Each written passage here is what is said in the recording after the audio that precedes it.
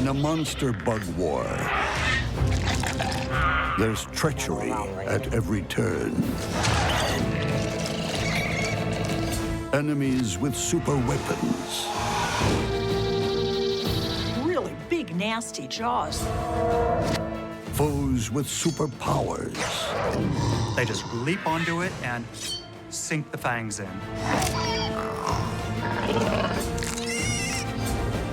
In a bug war, your best chance of staying alive is to take nothing for granted.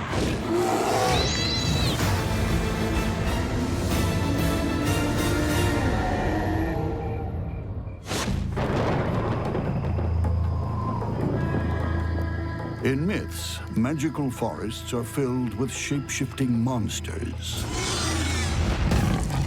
But in the bug world, there really are such beasts.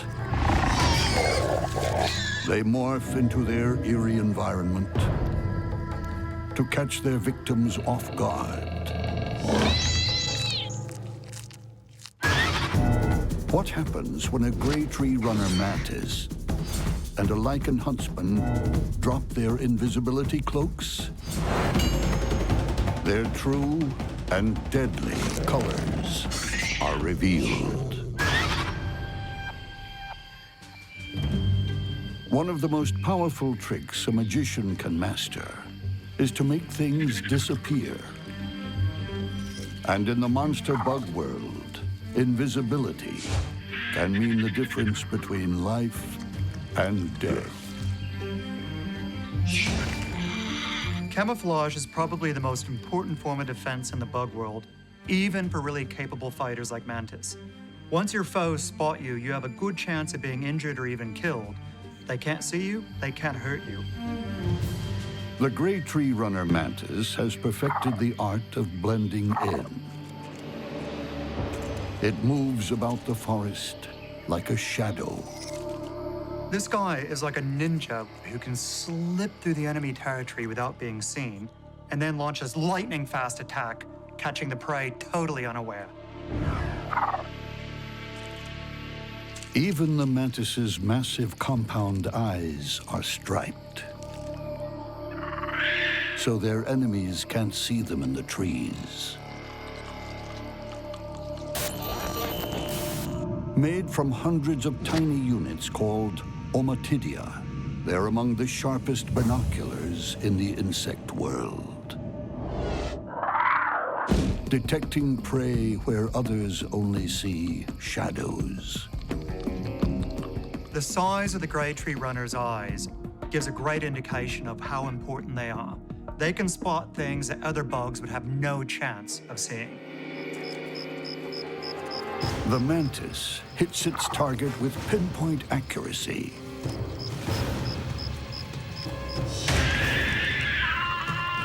It grabs this grasshopper like a kung fu master snatches a passing fly. But holding it down is a bigger challenge. The grasshopper's legs bristle with spikes. One well-placed kick could deliver a permanent KO. But the mantis has raptorial legs. Once you're trapped, there's little chance of escape. The raptorial legs of all mantises are extremely efficient weapons, even on small species like the gray tree runner. Once they've spiked their prey, they hold onto it while the mandibles start inflicting the serious wounds. Imprisoned, the grasshopper pays the ultimate price. It's eaten alive. There's no mercy in this forest. Not even for the mantis. There are other invisible eyes watching it.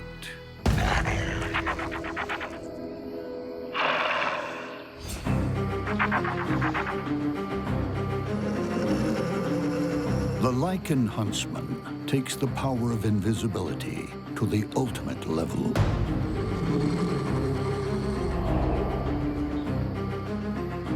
lichen huntsman's ability to hide out in the open gives it a real predatory advantage.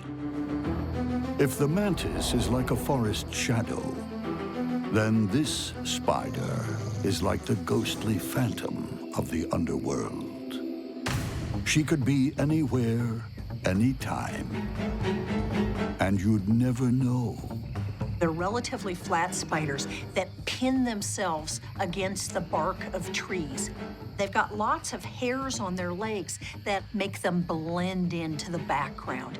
They're almost impossible to find. Those clusters of hair not only camouflage, they double as motion detectors or unwitting passers-by.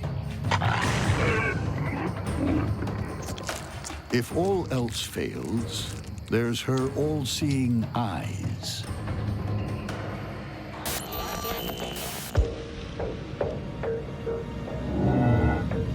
Four at the front, two on top, and another pair at the rear. Poised in the perfect ambush position, body flattened, head hidden, she has 360-degree vision. At the first sight of prey, the phantom morphs from ghost to demon.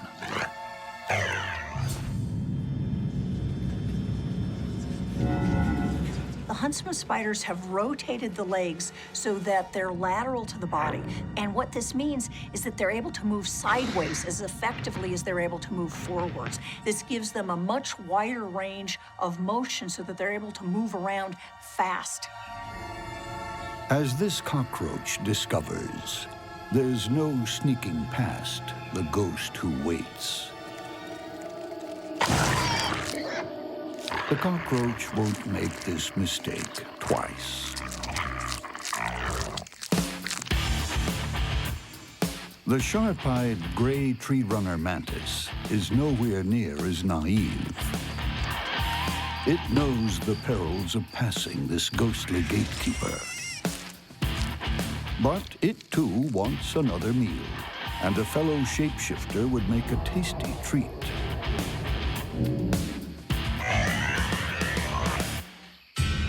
The gray tree runner mantis is a stealthy killer in a camouflage suit. It springs from nowhere to snatch its prey and eat it alive.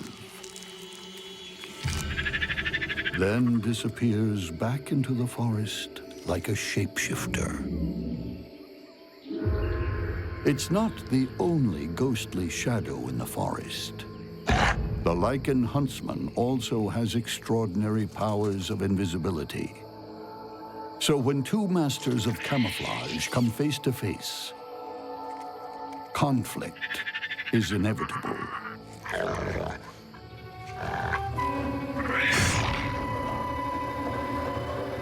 You've got a face-off here with the mantid with its good vision and the huntsman spider very close looking at the mantid.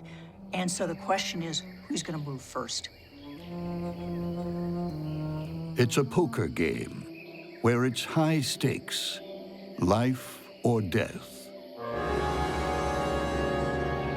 Just inches away from its opponent, the mantis tries to bluff with the ultimate poker face. The mantis certainly isn't behaving like he's scared. He's almost mocking the spiders, saying they're just grooming himself, like, I'm not even concerned about you at all. He's probably relying on his speed to run away if things get a little bit too much. But the spider's not fooled.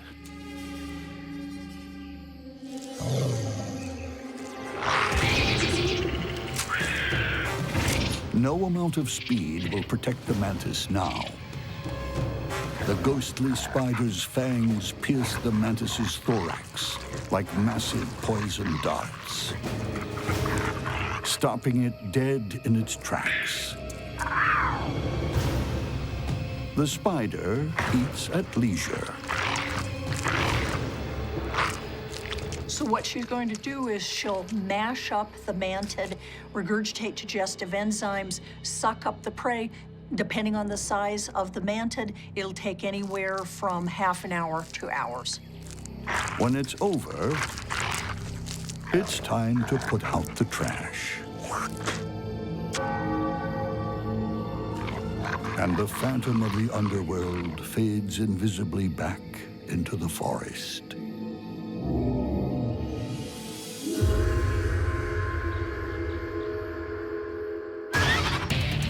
In the dead of night, the forest is a dangerous place. It's crawling with cold-blooded killers. And sometimes the difference between life and death all comes down to making one wrong move. What happens when a destructive katydid clashes with a tent spider? The home ground advantage may not be enough. From a distance, it looks like a misty cloud in a rainforest canopy. Don't be deceived. Enter this gossamer nightmare, and you're on a guaranteed journey through hell. It's the hunting ground of the tent spider. And worse still, where there's one tent spider, there are hundreds. Tent spiders live in groups. Each spider has its own web, but it's connected by frame lines. And the big advantage of this is that they're able to feel vibrations throughout the colony. This is particularly helpful if a potential predator comes through. Less than 1% of all the spider species in the world live in groups of any sort, and these are known as social spiders. This particular spider lives in colonies of anywhere from 5 up to hundreds of webs, with the frame lines between the webs connected. Like a cooperative fishing fleet, with all its nets linked together. The trap is so vast, so complex, escape is unlikely. Tent spiders have unusual webs. Instead of vertically oriented flat orb webs, their web is horizontally oriented. It's got a peak so that it is essentially a three-dimensional tent. Insects that fly in get knocked down and fall onto the web.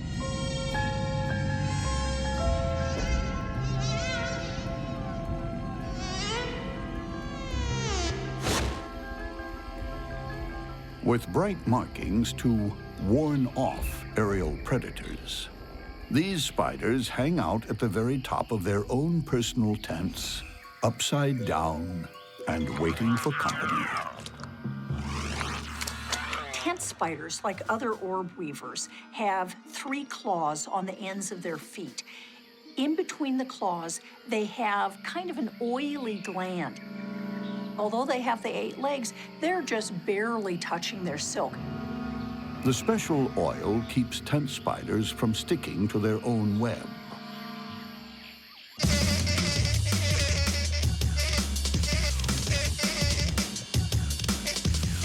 This fly has made a fatal error. The tent spider senses vibrations. It drops onto its prey in a split second.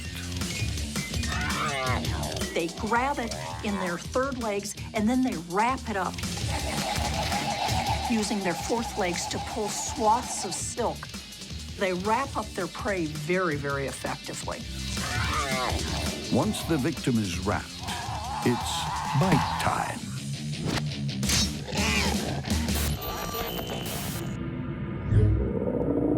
Behind feelers called pedipalps are menacing fangs that curve inwards to pierce and rip their prey.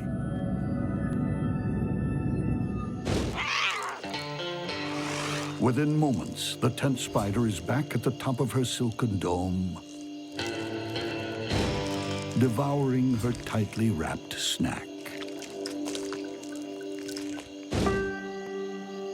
Just yards away, also prowling for a snack, another equally terrifying rainforest fighter. The destructive katydid.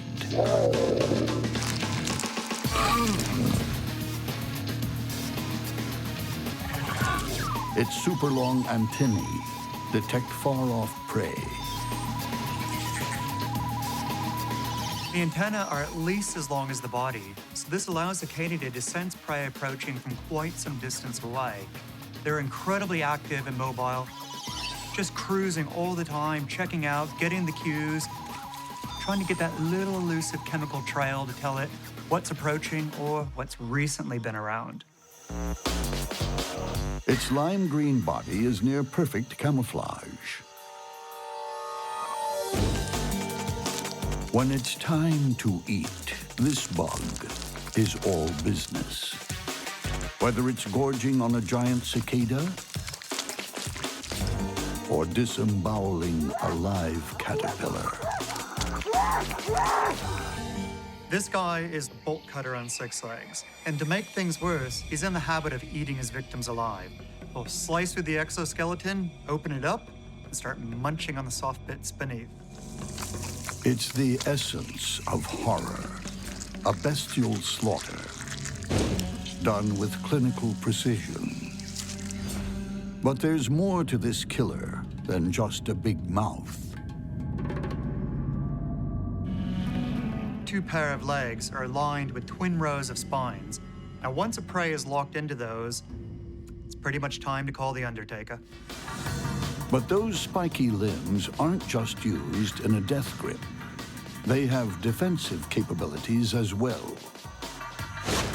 Katydid front legs come with built-in sonic detectors. Their hearing organs, called tympana, are located on the forelegs just above the spines. They use these to detect the calls of other katydids, but they can also use them to listen out for the sounds of bats echolocating. This allows them to avoid becoming prey to a bat when they're feeding in the treetops at night. The destructive katydid and the tent spider are both sit and wait hunters. But they still take the occasional midnight stroll. Tonight, one of them will regret not staying home.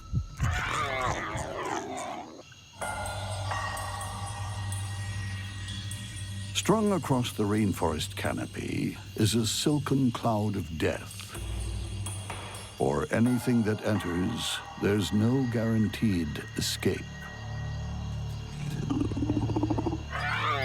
The spiders will attack any prey that's small enough for it to handle. This destructive katydid has few rivals on terra firma. But when she takes to the air in these parts, she's vulnerable. The tent spiders have lousy vision, but they are incredibly sensitive to vibrations. And so they're very, very responsive to airborne vibrations and vibrations in their silk. The katydid's unplanned landing is met by a barrage of legs and spider silk. They wrestle frantically. As long as the katydid is stuck in the web, it is at great risk of becoming prey to the tent spider. It needs to cut its way out, and fast. If those jaws do break free, the fight could turn in an instant. This katydid has really big, nasty jaws that could totally do in this spider. It's important to the spider to keep that katydid as far away as it possibly can from its body while still entangling it further or wrapping it up further in silk. The katydid tries to kick through the silk with its sturdy hind legs. It snips at the web, It's really a race against time. It can easily cut itself out of the web. That's not the problem. The problem is, can it do it before it's attacked by the spider and pumped full of venom? The spider must move fast. What it needs to do is it needs to get in there, bite the katydid, and pump as much venom as it can in there, but still make sure that that katydid can't bite it. The tent spider makes its move.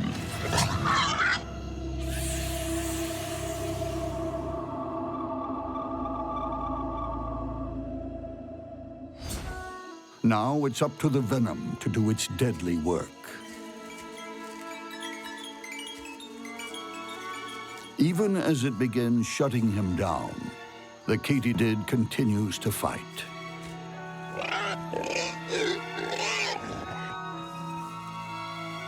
But it's too late. Today, venom wins.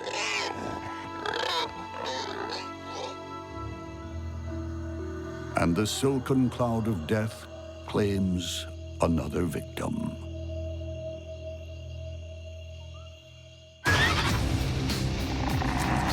In the bug world, many things that creep, crawl, and slither share the same patch of land. They also share a primeval urge to kill on sight. When a giant rhinoceros beetle encounters a swarm of voracious meat ants, it's a conflict that will end in blood.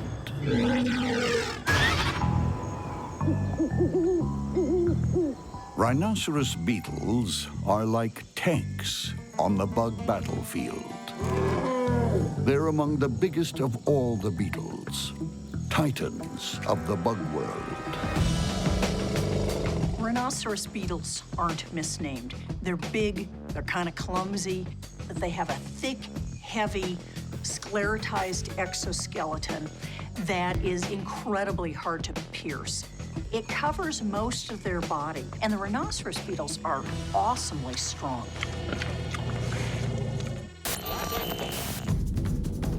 On a power-to-weight ratio, these battle bugs are the strongest animals on the face of the earth.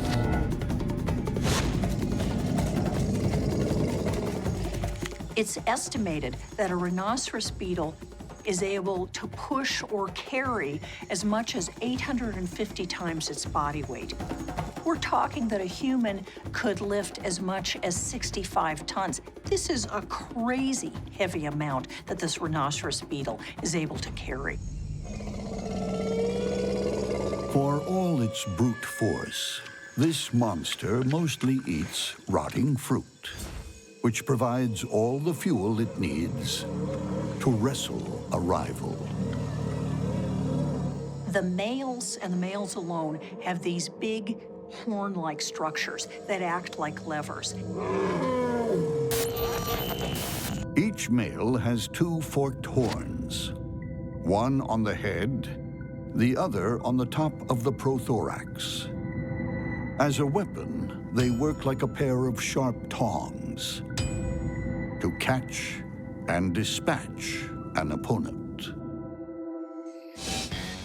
When two males come to blows, the reason is always the same. They both want the turf and the ladies. If he's got a pile of rotting fruit near a log, he'll try to defend this spot and hope that females come in. The male uses his horns as a lever and is able to flip other males off the log.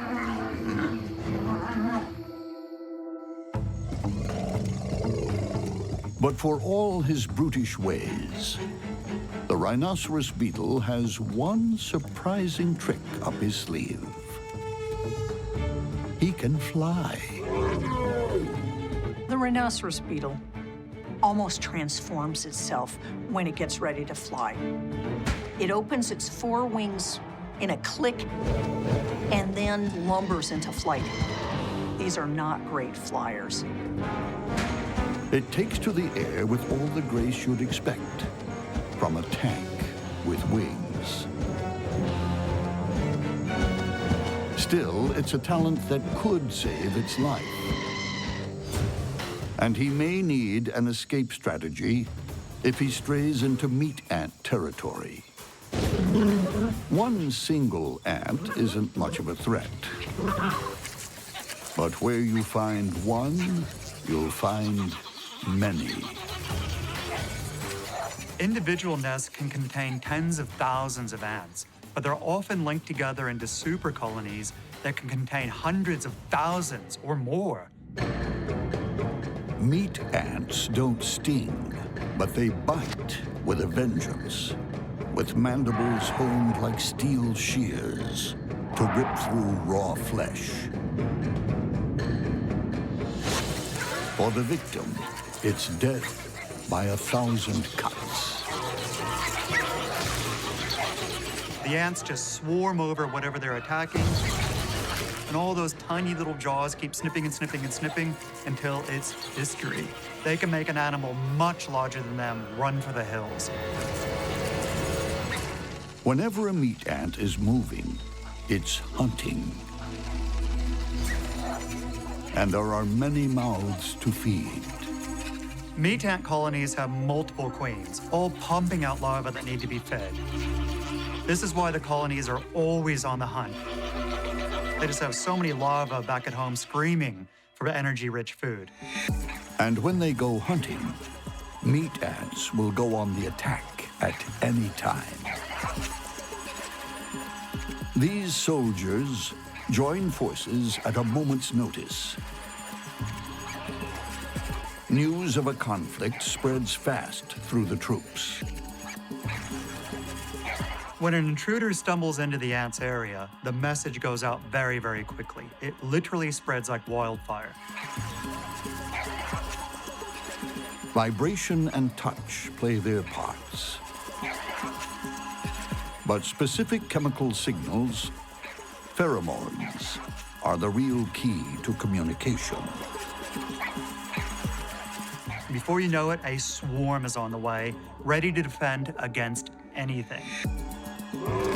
In the eternal tussle for insect supremacy, some bugs are Goliaths, and some more like Davids with a bad attitude. Meat ants are really kind of ill-behaved ants. These are aggressive ants that are perfectly willing to attack. They're scary ants. Meat ants are active in daylight, while rhinoceros beetles get busy at night.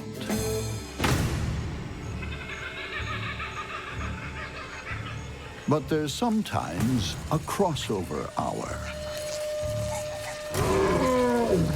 It's early morning, and a tank-like vegetarian blunders into meat ant territory.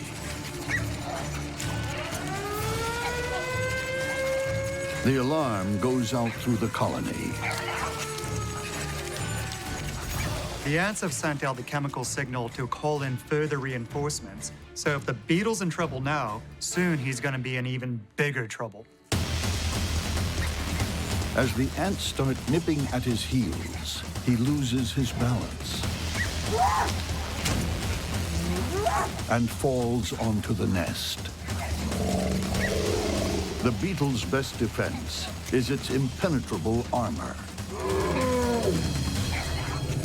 Really, the only places where these ants are going to be able to get in and bite at the rhinoceros beetle effectively is at its joints.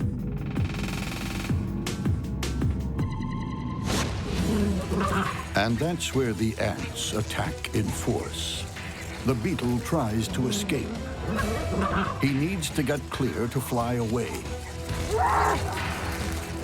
But carrying vicious ants as excess baggage, he can't get to the runway. The best thing it could do is fly away, but it gets ready to fly really slowly. The ants dig deeper now. They crawl inside the skin of their prey, spraying formic acid, savagely and relentlessly, Dozens of mandibles are biting the beetle to death. At this point, the beetle's armor is useless. The ants are going to crawl into every crevice they can and bite him into oblivion. In this battle, size becomes a disadvantage. A lumbering armored tank is no match for armor-piercing infantry.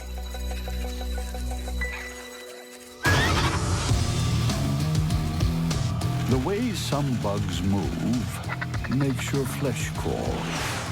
Some scuttle, some creep, and some can bring on an instant cold sweat. But the creepiest of all are the bugs that pounce out of nowhere. Jumping spiders are really the primates of the spider world in terms of being intelligent and totally alert. When two predatory jumping spiders come face to face, which one will have the jump on the other?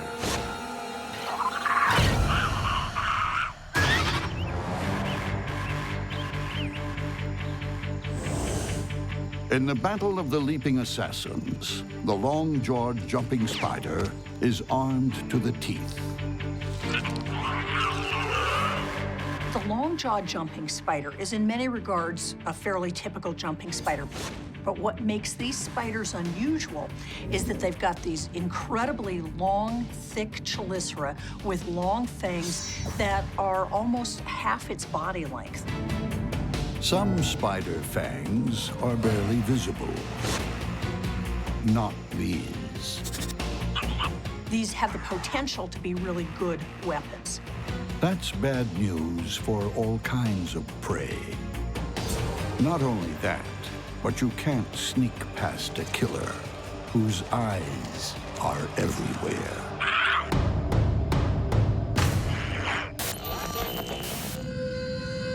Jumping spiders have incredible vision.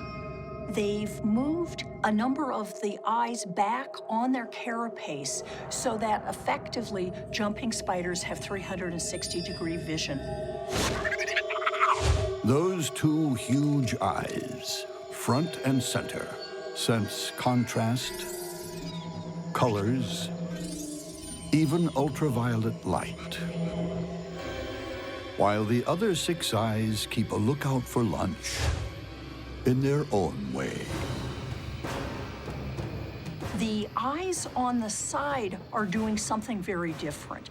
These eyes are exquisitely attuned to motion. And so they've got this combination of contrast and motion, which makes them highly effective eyes. And the tiniest motion draws their attention. This smaller spider is already a marked bug. But the long-jawed jumping spider needs all of its visual acuity to make the kill.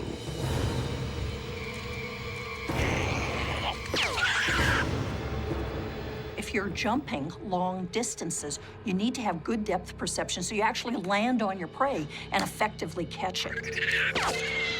Death comes in an instant, as those elongated fangs skewer the prey.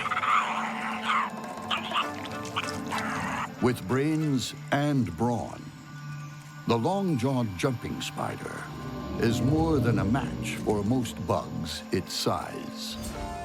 But how will it fare when its opponent shares exactly the same talents?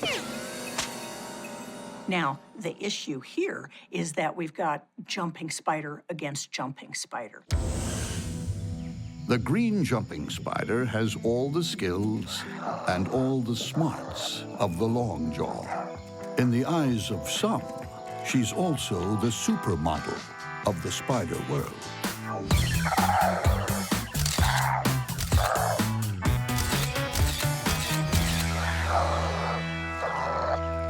That green jumping spider is absolutely gorgeous and big. In the minuscule world of jumping spiders, big is a relative term. The body is compact and the legs short. The perfect build for a spider that leaps onto its prey.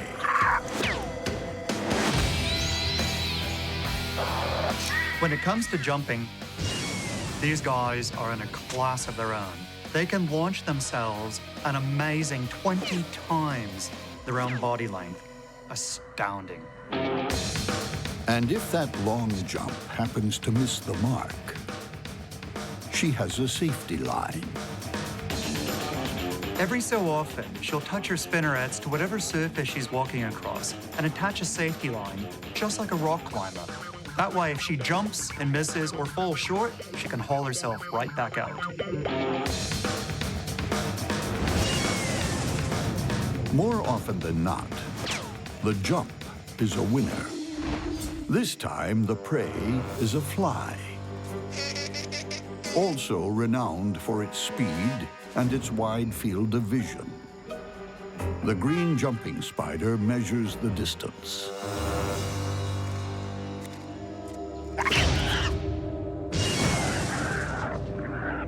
The key to the kill is securing the victim as quickly as possible.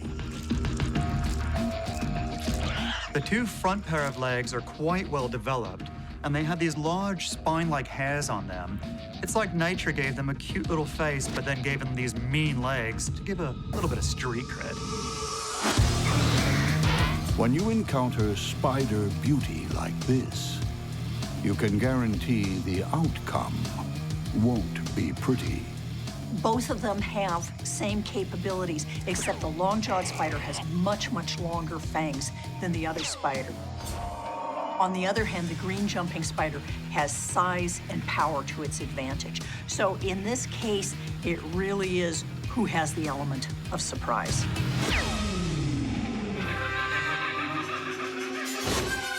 When two species of jumping spider target each other, it's anyone's guess as to which one will lose and which one will live to leap again. It's a close match. The long jaw might have bigger fangs, but, you know, size isn't everything. Then again, sheer body bulk might win the day. Both the spiders have fairly similar intellectual and visual capabilities, but one has a huge size advantage. And for what it's worth, the bigger green gorgeous assassin is a female, while the long jaw is a male. It's a battle of the species and the sexes, as the two jumping spiders get too close for comfort. The first one who sinks the fangs in wins. Jumping spider venom is really quite potent, very, very fast-acting. The larger green jumping spider makes the first move. It's a Mexican standoff. Who will blink first? The long jaw plays safe, but the green beauty isn't giving up. The key in this entire battle is whoever catches the other spider first is going to win. She stalks her opponent.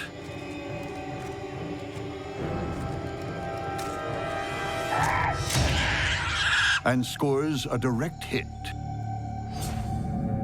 Her fangs might be small, but they drip with deadly venom. These guys have a really fast-acting venom. The long jaw's legs have already started to curl up. A sure sign it's about to pass its use-by date. As the long jaw discovered to his dismay, the supermodel is more than just a pretty face. Looks can kill.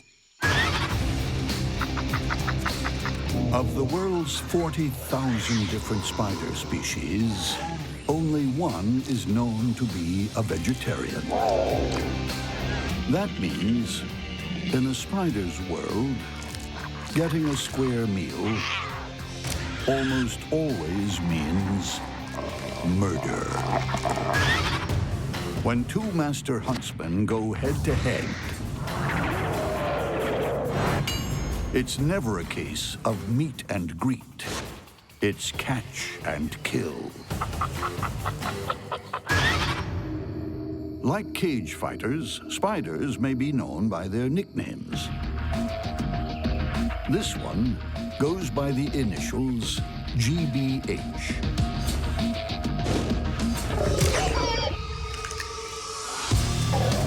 The giant banded huntsman. Huntsman spiders are the best spiders in the world. They're big, they're fast, they're powerful, they're great predators.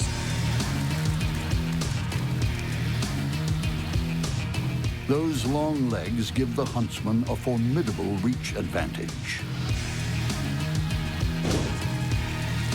We're talking probably on the order of 6 inches across, and they can get larger than this. These are big, fast spiders. This killer is a lowrider. Its specially designed legs let it hug the ground, so it keeps a low profile. Unlike other spiders whose leg joints hinge downward, the huntsman's legs hinge sideways. This means they can lie flat as a pancake. They can also move sideways, so she can jump in any direction. They are largely sit-and-wait predators. When something comes by, they run out incredibly fast and grab it. She smashes her prey with 2 monstrous fangs. The huntsman also has 8 eyes and giant limbs bristling with sensory hairs to detect prey. She's a walking seismometer. They're very alert to vibrations. They've also got reasonable vision. If a prey item comes nearby them, they can essentially attack in any direction and do it really fast. So they can just take off sideways. But sometimes she meets her match. Another huntsman. This is the jungle huntsman, a close relative and arch enemy. It has every weapon the GBH has, plus 1 bonus extra. More speed. All huntsman spiders are quick. They have the ability to run fast and react fast. But the jungle huntsman, he's the gold medal sprinter of the lot. Bizarrely, those fast-moving legs extend using hydraulics. Spider blood flows directly into each limb, inflating them into motion. When blood pressure drops, the legs contract.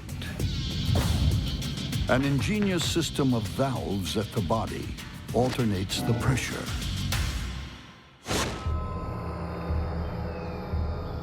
So how do these 2 hydraulic hunters fare when they run into each other in the forest? It's an even match. You've got 2 really fast spiders, but the giant banded huntsman is bigger and stronger. The jungle huntsman has speed and stealth to its advantage. This is a really tough fight to call. Both are very competent fighters. Could go either way. In the rainforest, there are so many bugs. You're bound to run into your doppelganger sometime. Like these 2 huntsman spiders. Huntsman spiders are good predators. Like other spiders, they're basically willing to take almost anything they can get. One of the other things they're perfectly willing to go after are other huntsman spiders. The giant banded huntsman is lying in wait. It's on a hair trigger to strike. This jungle huntsman is also looking for a meal. But there's a problem. They're occupying the same diner, and neither one wants to share. There aren't any fancy tricks to the way these spiders catch their prey. For them, it's all about speed and agility. Quite simply, they just leap onto it and sink the fangs in. The jungle huntsman goes for a speedy sidestep. But the GBH moves even faster.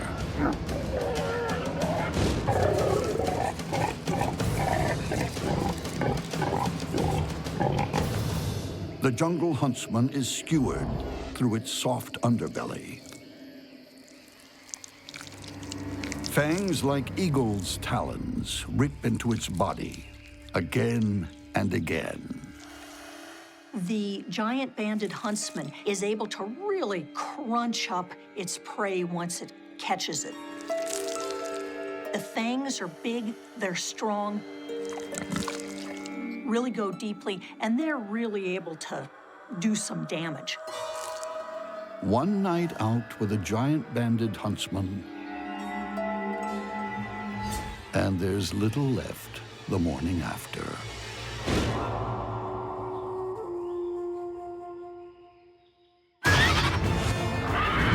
Winning a bug war is often the triumph of finesse over firepower. A finely woven web can neutralize fearsome armaments.